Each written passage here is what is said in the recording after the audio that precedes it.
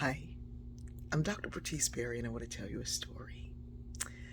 I was having breakfast with my sister Tia and other mother, Grammy, and we had been talking about Pop Pop, who left us about a year and 3 months ago.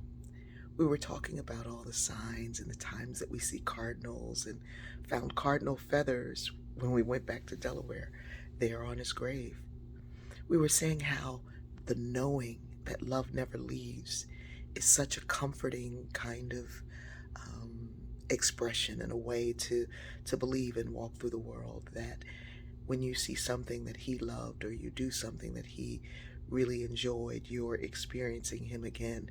And so Tia walks in Gregory Park, which she says was his park, and he loved walking there. And she walks with the friends that he walked with, and they talk about him and have a good time. And Grammy said when a baseball game comes on, she runs in the room to tell him that the game is there. And oh, how she misses her husband of over 60 years, that partner that she walked with. Well, we were finishing up breakfast, and the young waitress came out, and she said she saw my name and was like, "Oh, that name is such a good name, and it's the nickname I go by. My last name was her nickname." And so we kind of shared and laughed about that. And she said, "Can I tell you something else?"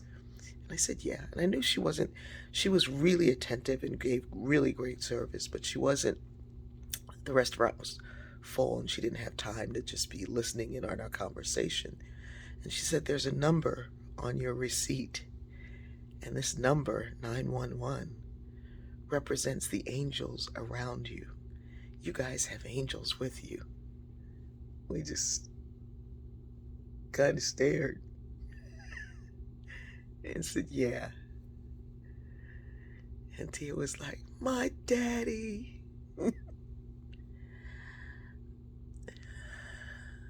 The day had been filled with all kind of synchronicity.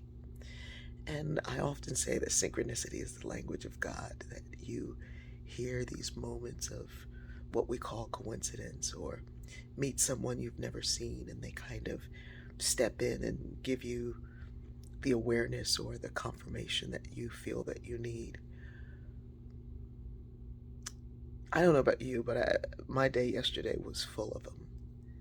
And in the midst of the pain and the hurt and the suffering and the death and the dying and the sadness and the despair, there's always hope. I heard a tremendous sermon on Sunday from Reverend Patty Rhodes Davis, and she said the kingdom of heaven is at hand. And how do we know? Because there's always some love.